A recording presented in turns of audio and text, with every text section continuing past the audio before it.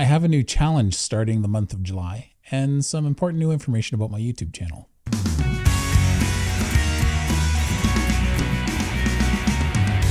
Hey, what's shaking bacon? My name's Bruno Panucci. I hope you're doing well. So I mentioned in my last video that I've had complications after my open heart surgery. And while I was healing, my scar in my chest got infected. It actually opened, and that's when it got infected.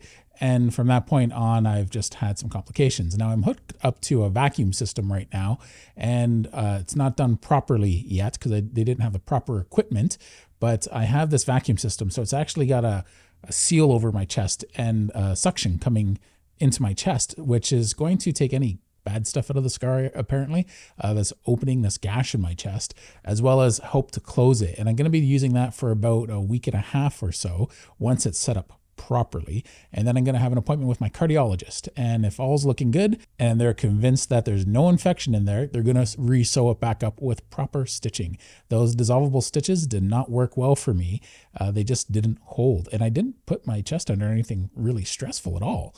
So anyway, I had a lot of people, since I first mentioned I was going to be taking time off of work for this healing a couple months ago. Now I had a lot of people offer to support me because of, just the work I'm doing with my YouTube channel, and they want to kind of like just help out a little bit. So, and I had one person actually be really generous with how they wanted to help out. So I have to say I've been very moved by those gestures, and I really appreciate it. Thank you. So the benefit of this is it's a way that you can support the channel, which supports me, and it's kind of helping out because I'm not really working right now while I'm healing. And in return, it's a way that you can benefit by becoming a member to this YouTube channel. So this is going to be a process for me as I'm learning about how the memberships work. And I'm going to try and find a way to make it ideal for you and good for me at the same time. I thought I would finally do something I've been debating a long time in doing. And I always wanted to make sure I was trying to do it right. And now I think I've had the proper incentive to try and make this work. And it's something that you might enjoy, and it's something that I might enjoy. It's something you might enjoy because it's a way of supporting my channel. And also I'm giving something back with that. So it's the membership services. So it's like a tiered system. I'm learning about it right now. I'm hoping to have it implemented by July, or maybe even by the end of this week when my next video comes out on Friday. I'm going to offer a routine each month. And I think I might just have one or two tiers. I'm not sure yet. I'm literally figuring this out as I go along. I'm going to have one tier set up for this workout routine. And this workout routine was inspired by a study that came out about a month or two ago that talked about how certain activity is better than other activity to lower blood glucose levels, which would help have an effect on high fasting insulin, which is something I deal with. It's been about 2.5 years. So interestingly enough, I'm an active guy. I go to the gym, I go to work. Now my work isn't really physically demanding for me though. I'm sitting or standing, but I can put a lot of pressure on a massage because I'm a registered massage therapist. And so I can give a deep massage quite easily. And I find it's just not a physically demanding job for me. So I would say I have a very sedentary lifestyle outside of when I'm purposefully being active. And what they found in this study, I actually came across this from Dr. Rhonda Patrick. So I'm thinking about making this a different monthly challenge. I might have different challenges for different tiers, or I might just do one challenge just for people who just want to support the channel. I'm not sure exactly what I'm going to do yet. I have to bounce it off some people. I have to try and learn how it works. So I ask and I appreciate your patience. So this study that came out talked about activity throughout the day and how what was better than a 30-minute walk for lowering your blood sugar at the end of the day or at any point through the day, that what worked better was every 45 minutes doing 10 body weight squats. So if you can sit, you can do a body weight squat. So I understand it might be difficult for some people out there. And this is a kind of interesting routine because everybody has time to throw in 10 squats every 45 minutes throughout the day. And this throughout the day is a work day. So in an 8.5-hour window, this study measured people who went for a 30-minute walk and a different group who did these squats every 45 minutes. And they found that there is a much better result in lowering blood sugar and therefore fasting insulin to help make a big difference in people's overall health, because you can't lose weight unless your insulin is lower. Most of us have a window of time throughout the day every hour where we can get in those squats. So some people, you might have to modify this. You might have to say, okay, I can do this every hour. Some people stand all day and they can maybe work those squats in. Maybe you're on a line or something like that. And other people are sitting all day. So you're usually doing one of the two or a combination. So this is something almost everyone can participate in. And for an 8.5 hour window, every 45 minutes, you do 10 squats. Simple as that. So I'm going to be adding rules to this. And the reason why I'm doing this is I understand this isn't to build muscle. I understand this isn't there to build cardiovascular endurance. This is there to literally use up blood sugar in your bloodstream so that your body has to take glycogen from the liver, and it also starts taking it from the muscles. So the reason why it's squats versus say push-ups or any other exercise is your main muscles are in your legs.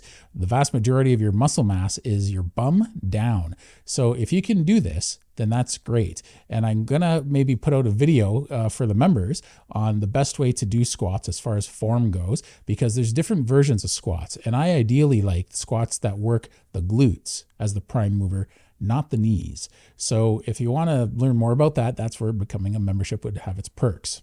As a loose rule, right now, until I refine this routine by the end of the week, because I want to have everyone ready to go by the beginning of July, I think every week it'd be beneficial to add, say, 1 squat to each of that. So after 1 week, you're going to do 11 squats every 45 minutes. After into the third week, you're going to do 12 squats every 45 minutes.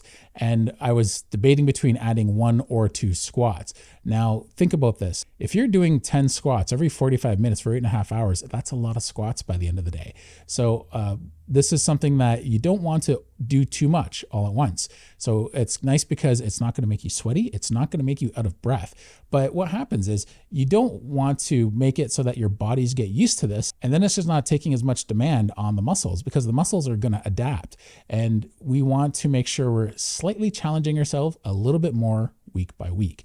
Eventually, we could get to the point where we're doing it with weighted or even moving on to jump squats. So once the numbers start getting too high and maybe you're doing 15 or 20 reps every 45 minutes, and we're like, okay, this is starting to take up a little bit too much time every 45 minutes, we might move up to something that's a little more challenging and drop the reps down again. So at that point, we might go back down to 10 reps and add jump squats. So now you're doing jump squats. And then we'll be incorporating jump squats at that point. So that way there's a little more challenge, and it's not enough to wind you once again, but it's enough to really give those lower body muscles the workout they need to use that blood sugar and use that glycogen. So remember, this doesn't just apply to people that are sitting. Works well for people that are standing all day at their job.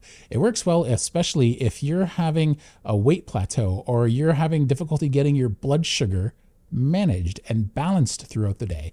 This is for you. Or it's also for people who just want to support the channel, and I really appreciate that.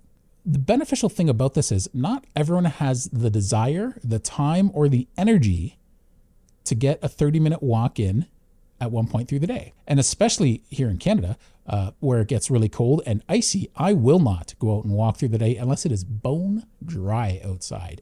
So this is one of those things that you can add into your routine without it really making a big impact all throughout the day. And before you know it, by the end of the day, you've done lots of squats. So like I said, you need to be in the right mindset with this. This is not an exercise to build muscle. This is not an exercise to build endurance. This is a routine designed to regulate your blood sugar and use up that blood sugar. But at the same time, we don't want our body to adapt, because these studies aren't typically done for a long window of time. They're not done for weeks or months, often on end. So I want to have something that's going to be set in place that we can do month after month. We want to make it that it's just enough of a challenge that you're using up that blood sugar, but not enough that you're exhausting yourself or making your clothes all damp and sweaty from you working out too aggressively. This is supposed to be nice and easy and simple. I shouldn't say easy, just enough, just when you get to that point where you're starting to think, ooh, I can feel this, you're done. This falls under the category somewhat of a micro-dosing workout. We'll get into that in another video.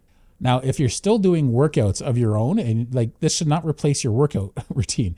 This is just something to add to your day-to-day schedule to help keep your blood sugar regulated, especially if you're struggling being a strict carnivore, or you just have, like me, like serious damage, obviously to my liver or my pancreas, whatever it is that's keeping my high fasting insulin high. This is simply just to regulate blood sugar. It's not there to replace your workout. So if you're already working out and doing walks and all this jazz, this is something to just add to your day.